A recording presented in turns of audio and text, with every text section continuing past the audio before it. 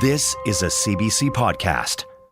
Well, in a time when so much is uncertain, it is so nice to know that there are some things you can always count on, like a certain Harbour Lights fundraiser that happens every year in Grand Bay Westfield at the Human Performance Centre. Earl and Gina Burrows have been doing the Spin-a-thon there every December for 11 years, so this will be their 12th year doing this.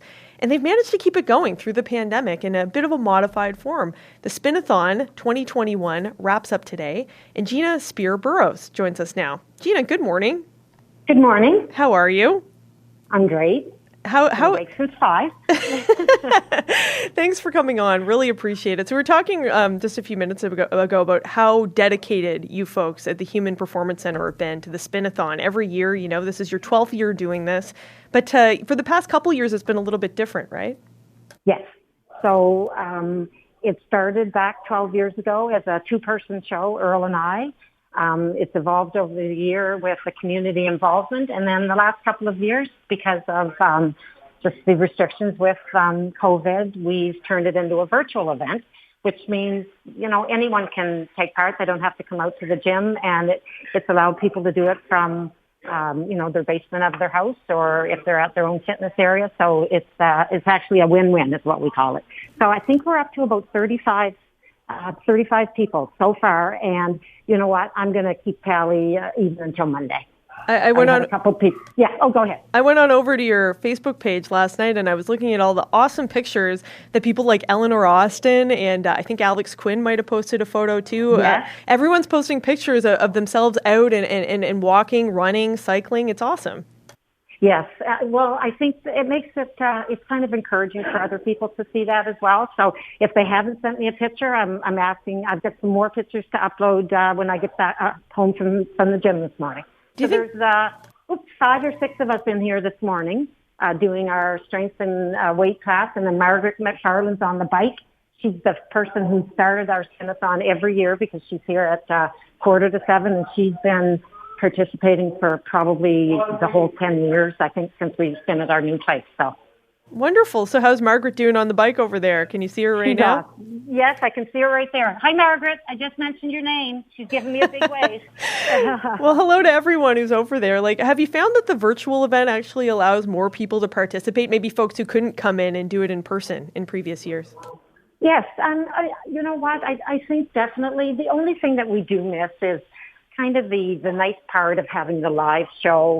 We'd always have coffee. Back in the days when my father-in-law or my husband Earl's dad would make us breadsticks, and we'd have a station all set up with snacks. And my sister Carla and her daughter decorated CBC cookies one year. Alfie came out with her son on the treadmill in his little his little red suit. So that part we missed, but guess what? We'll be back to that, and that'll be fine. What we did throw in this year is my sister-in-law was doing some kitchen renovations, and she had, I think, about 14 previous year CBC mugs. So we have them over in the clinic, make a $20 donation and take a mug. And as of last night or yesterday, we only had 4 left. Wow. People love those vintage mugs, eh? Definitely. My favorite was a little little mug with a yellow tree on it. And that was the first person that picked that one, which would have been my choice. Your collection is almost as good as ours here at CBC, Gina. You two are amazing, you know. How much have you raised so far this year? You know what? I'm not sure the total. I will let you know by email by Monday because I have some checks too, so I can't really. I have probably $400 in checks and some people that are still making donations. So hard to say. I mean, we'll never get our total of a couple of years ago. We had a $7,000 total because Joe Brooks made a huge donation when they put the church out here. So, but you know what? It's all for a great cause. And with your, you had a show where someone was speaking yesterday about the cost of a family of 4 in the New Year's going to go up $80. So it just shows the need for us to, you know, work as a community and the people that are able to give what they can so that, you know, everyone's able to eat and have a good life. Gina, thank you so much for coming on. All right. Thanks. That's Gina Burrows. Her and her husband, Earl, organized the annual Spin-a-thon for Harbour Lights in Grand Bay Westfield. Feels so good to help, right? And that is what they do every year. That's the reason that Alex Quinn is taking part in the virtual Spinathon this year, but that's not the only reason. Now, our associate producer, Megan McAlpine, caught up with Alex after a trail race at the Irving Nature Park last weekend. So today I did the inaugural Bootstrap Boogie, which was a locally organized trail race around Sheldon Point in the Irving Nature Park. 17 kilometers and just, outside trail, coastal. And I signed up for this race kind of how I sign up for others. And it's just a challenge myself. I don't really have a time in mind. It's just to get out there and do something and be a part of a community. And with COVID and, social distancing and things, it almost makes it a lot easier to get outside and do things outdoors because you can't really do anything inside. So they put on a really great race here.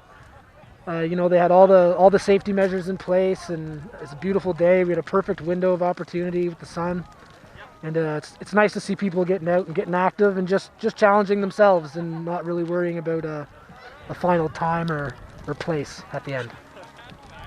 So what will you be doing for the Spinathon this year? Well, not a whole lot. I guess not anything really different from what I normally do. I tend to spend a lot of time on my stationary bike training for a multitude of different events. And so it's nothing really new to me. I'm used to kind of spending a lot of time on my own, on my bike.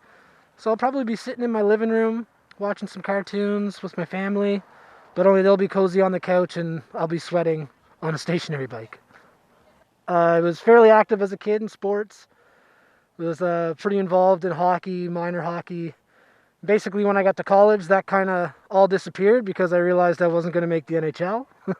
So my focus went to other things that really didn't propel my fitness and wellness very far, let's say.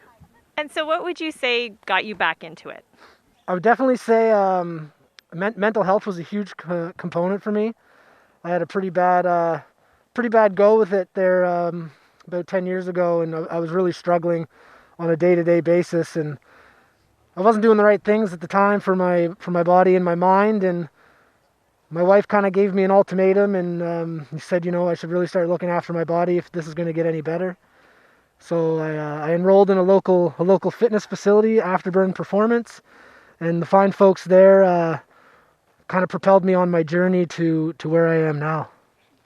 It was all a bunch of different stepping stones for me. So Afterburn Performance was the first step. It was getting myself in the door and squashing those voices that told me, you can't do this, or what are people going to think of you? It's a gym. There's all kinds of fit people in there, and I felt like I didn't belong. So the first step for me was getting in that door, and they made me feel super welcome.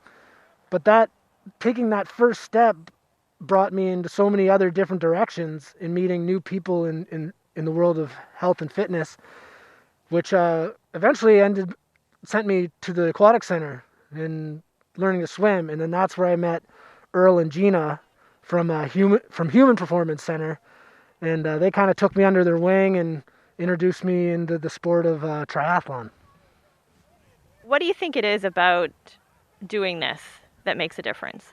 So the physical part of it is kind of secondary for me. And I think most people would agree with me that most of us are physically able to, get off the couch and go do something. The thing that gets in the way 9 times out of 10 is our own mind and our own fear. And I was stuck in that trap for so long. And I knew what I had to do and what I wanted to be doing, but I was stuck in the trap of feeling comfortable. And I think if we can embrace the uncomfortable more often when it comes to our thoughts, then I think it's not as far as a reach as most people would think. And it's really cliche to say it, but it's literally you just got to take the first step, get out the door, go for a walk. And the most important thing I can say that's helped me a lot is to not get wrapped up in what other people are doing, because I race against some elite athletes who are probably some of the best in the Maritimes.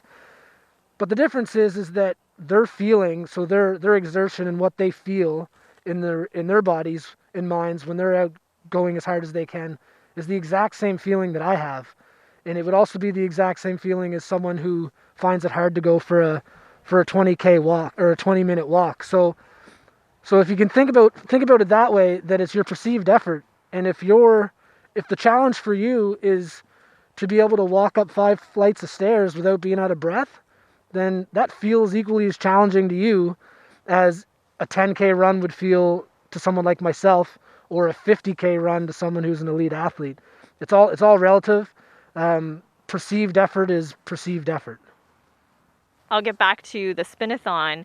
What is it that motivates you to take part in that fundraiser every year? Well, this will actually be my second year doing it. We're through Human Performance Center. I kind of wear their badge proud. They helped me through some injuries, and Gina and Earl, or Gina's one of my coaches, or my coach that helps me out. And I just think it's such a great cause.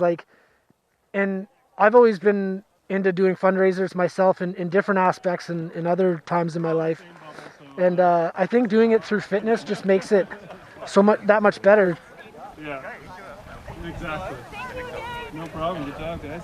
That is athlete Alex Quinn speaking there with our associate producer, Megan McAlpine, at the Bootstrap Boogie trail race last weekend. Now, Alex is one of the athletes taking part in the annual Spinathon organized by the Human Performance Center in Grand Bay, Westfield. For more CBC podcasts, go to cbc.ca/podcasts.